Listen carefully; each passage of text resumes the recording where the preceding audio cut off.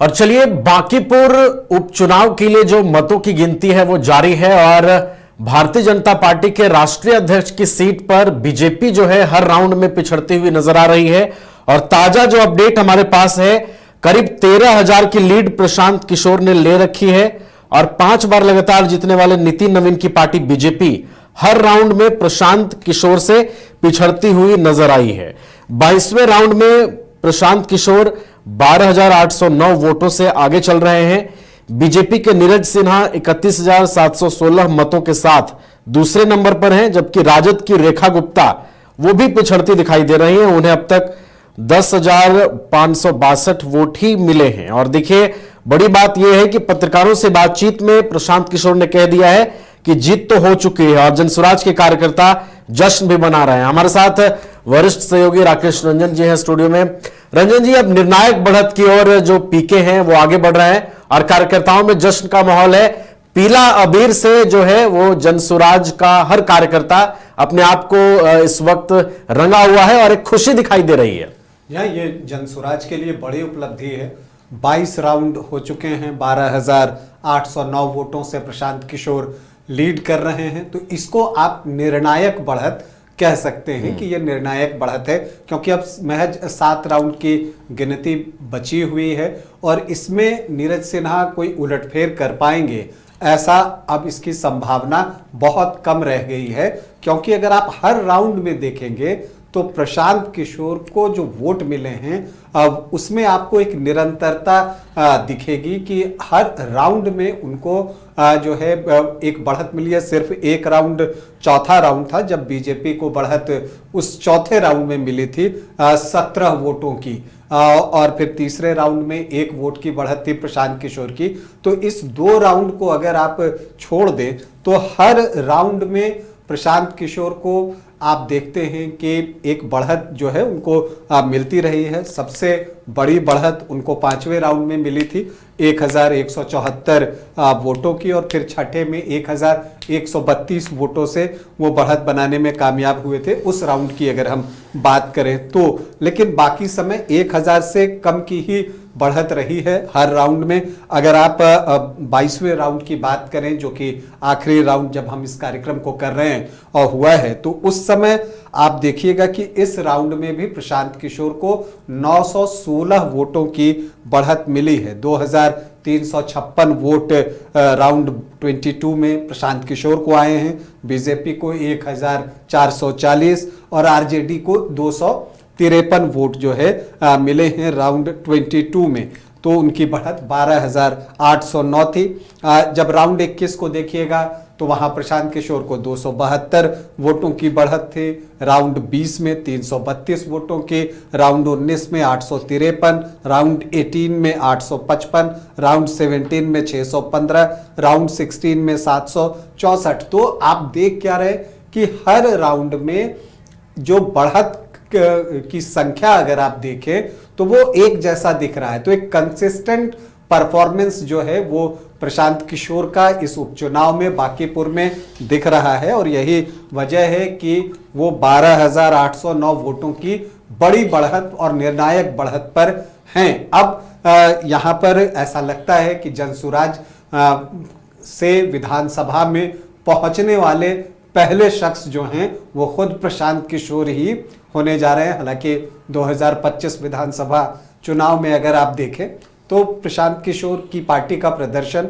आशानुरूप नहीं रहा था, लेकिन वो लगे रहे। अब अगर इस रिजल्ट में और जो अब तक रुझान आए हैं राउंड 22 तक, अगर इसको आप एनालाइज कीजिए तो क्या दिखता है? दिखता आपको ये है कि प्रशांत किशोर को अब तक 48.5% के आसपास वोट आए थे, जबकि 2025 में जनसुराज को यहां सिर्फ जो है 5% के आसपास वोट आया था।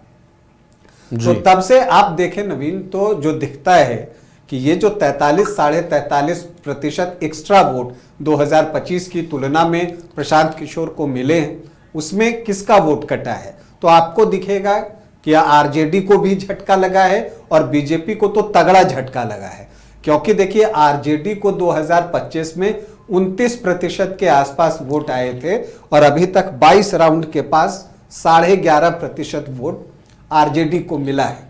तो अगर आप इसको जोड़ें तो ये आपको 17.5% वोट दिखता है जो राजद से निकलकर जनसुराज में प्रशांत किशोर के पास गया है। तो ये 17.5% वोट हो गए और 5 उनके पहले अपने थे जनसुराज के, तो ये आपको लगभग 22.5% वोट होता है। लेकिन प्रशांत किशोर को मिले कितने हैं? 48.5% वोट।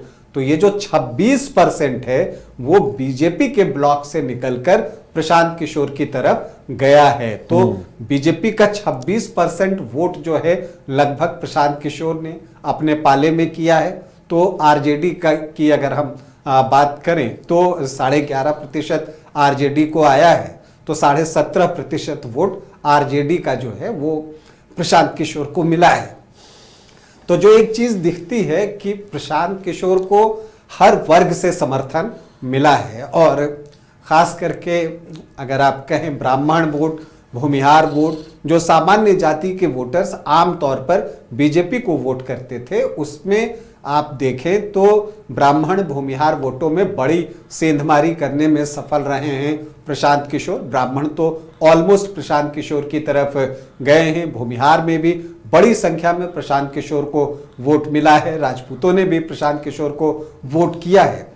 और दूसरी तरफ राजद के इक्वेशन से देखें तो उनका जो MY का इक्वेशन होता है उसमें M में बड़ा डेंट लगाने में प्रशांत किशोर सफल रहे हैं, क्योंकि अगर 17.5% वोट उनका निकल रहा है, अगर आप 29% का आधा करते हैं तो वो 14.5% के आसपास आता है। तो जो वोट मिले थे आरजेडी को उसमें लगभग जो है 55 से 60% के आसपास डेंट लगा दिया आपको प्रशांत किशोर ने। जबकि अगर आप बीजेपी की तरफ जाकर देखें तो उनको भी उतना ही नुकसान हुआ है। प्रतिशत में आप कन्वर्ट अगर करें तो 62% था, अभी 34.5% के आसपास जो वोट है वो बीजेपी के पास है। तो आपको दिखता यह है कि लगभग जो है 27.5% का जो डेंट है वो बीजेपी को भी लगा है, लेकिन 62 का आधा आप करें तो 31 होता है, मतलब कि 50% से कम वोट बीजेपी के गए हैं प्रशांत किशोर की तरफ। लेकिन आरजेडी के लिए बड़ा झटका इसलिए है कि उनको जो कुल वोट मिले थे 2025 विधानसभा में बांकीपुर में, उसमें आधे से अधिक निकलकर जो है वो प्रशांत किशोर की तरफ गए हैं। तो जो दोनों प्रमुख पार्टियां हैं बिहार की, उन दोनों के लिए ये सोचने का वक्त है और उनको सोचना होगा कि आखिर उनके वोटर क्यों निकलकर उनके पास से प्रशांत किशोर की तरफ गए। क्योंकि अब तक जो वोटिंग होती आई है आप देखें तो आरजेडी को एंटी बीजेपी वोट भी बड़ी संख्या में जाता है और बीजेपी को एंटी आरजेडी वोट भी बड़ी संख्या में आता है। तो जो किसी आपको ये देख लीजिए कि जो किसी सिद्धांत से न जुड़कर सिर्फ बीजेपी के खिलाफ कोई पार्टी खड़ी हो सकती है, उस वजह से आरजेडी को देते थे, या आरजेडी के खिलाफ बीजेपी खड़ी है बीजेपी को उस तरह से देते थे, वो सारे वोटर्स उनको जब तीसरा विकल्प मिला है प्रशांत किशोर का तो वो उनकी तरफ शिफ्ट हुए हैं। और यही वजह है कि बीजेपी और आरजेडी को बड़ा झटका लगा है। इसके अलावा आप देखें कि नीतीश कुमार सक्रिय रूप से इस चुनाव में नहीं दिखे, सिर्फ उनका एक वीडियो संदेश आया था कि बीजेपी प्रत्याशी को वोट करें, उसको लेकर भी प्रशांत किशोर ने बहुत टैक्टफुली काम किया और उस समय जो विपक्षी पार्टियां हैं उसको उन्होंने AI जनरेटेड वीडियो तक कह दिया और इसको लेकर बहुत बावेला भी मचा। लेकिन इन सारी चीज़ों को प्रशांत किशोर ने चुनाव बहुत स्ट्रैटेजी के साथ लड़ी और जो उनको सहानुभूति भी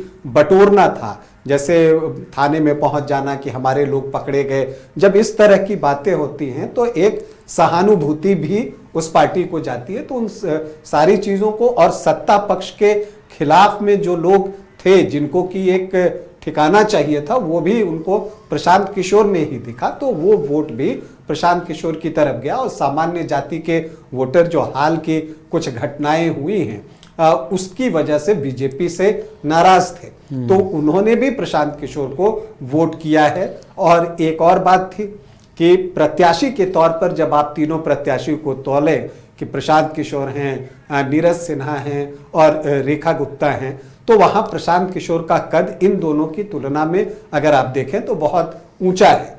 तो प्रशांत किशोर को उनके नाम पर भी वोट मिले। और एक और बात लोगों के मन में थी कि सरकार की सेहत पर तो कोई असर पड़ना नहीं है, तो क्यों ना एक ऐसी आवाज को विधानसभा भेजा जाए जो सरकार को सचेत करता रहे, सरकार के खिलाफ आवाज उठाता रहे, क्योंकि जब विपक्ष मजबूत होता है तो सरकार जनहित के काम करने को बाध्य भी होती है। तो लोगों ने इस तरह से भी इस चीज को समझा और यही वजह है कि 22 राउंड के बाद आप देख रहे हैं कि प्रशांत किशोर 12,809 वोटों से लीड कर रहे हैं और एक आप कह सकते हैं कि जीत की तरफ बढ़ते दिख रहे, क्योंकि ये निर्णायक बढ़त है। अगले 7 राउंड में कोई करिश्मा हो जाएगा, इसकी संभावना मुझे कम दिखती है। चलिए, तो निर्णायक बढ़त की ओर बढ़ते हुए नजर आ रहे हैं प्रशांत किशोर, और अब जो ये बढ़त है वो जीत में भी तब्दील होगी। हालांकि अभी 7 और 8 राउंड की गिनती बाकी है और आधिकारिक रूप से इंतजार करना होगा कि प्रशांत किशोर को कितने वोट मिलते हैं। लेकिन जिस हिसाब से वो आगे बढ़ रहे हैं और जो वोटों का फिलहाल आंकड़ा है, बहुत पिछड़े हुए नजर आ रहे हैं बीजेपी के प्रत्याशी नीरज सिन्हा, और कोई करिश्मा ही अब जो है वो अगर हुआ तभी वो जीत सकते हैं, अन्यथा जनसुराज के जो कैंडिडेट हैं प्रशांत किशोर वो जीत की ओर अग्रसर नजर आ रहे हैं।